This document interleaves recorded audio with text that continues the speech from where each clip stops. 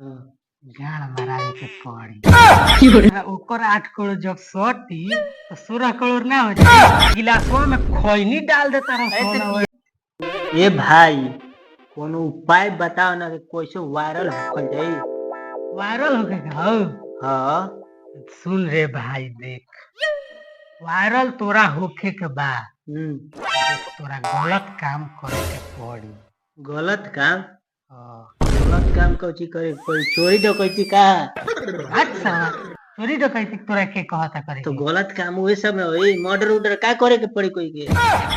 ए साला तोरा को मर्डर करे के पड़ता है कहता नहीं।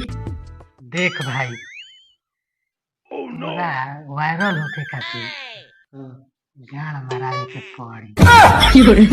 बात सरवा खाली उल्टा सीधा जवाब देत रहता रे। देखो तो रे कि वो लड़की वायरल भइल बिया। कैसे? कहत या कि हमारे बबुआ के कछिया में 8 करोड़ के सामान बा। 8 करोड़ के सामान बा? तो अब तो ओकरा लागे 16 करोड़ के सामान हुई। कैसे रे? कैसे? जब ओकर 8 करोड़ जब सटी तो 16 करोड़ ना हो जाए। वाह रे भाई वाह, एकदम दिमाग हो तेरा में, एकदम सोच ऊपर ऊपर तक ले हो। तो यही से मैं सरहु कहता नहीं सारा गलत काम करे के पड़ी। ऊ के छोड़ ना, एगो नया वायरल भइल बा। कौन? अरे साला देखत नहीं खस कि मोबाइल पर गिलास ध के हल्दी डाल के होता। बस बड़ी मस्त वायरल बा।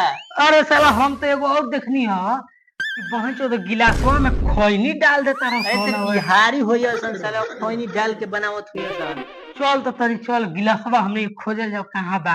अरे गिलासवा के सोचत अरे गिलास के जमाना ट्रेनिंग गइल। अब देखा तेरे के मोबाइल के लाइट को अंगूरी से चलावत रहा। अरे ठीक कहता रे, हम देखले रही ऐसे भुक भुक भुक भुक करत रहा, उहो वायरल हो जाता। अरे देख के भाई इहे सब काम को वायरल होके पड़ी।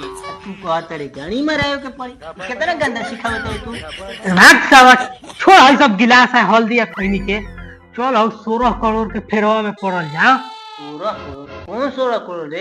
अरे सर अभी तुरंत नु बतैनी ह कि लइकवा के 16 करोड़ और लइकिया के 16 करोड़। चल ओकरे फेरा में पड़ल जा। 16 करोड़ हो।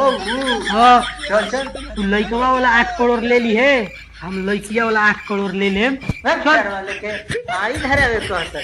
ए सारा चल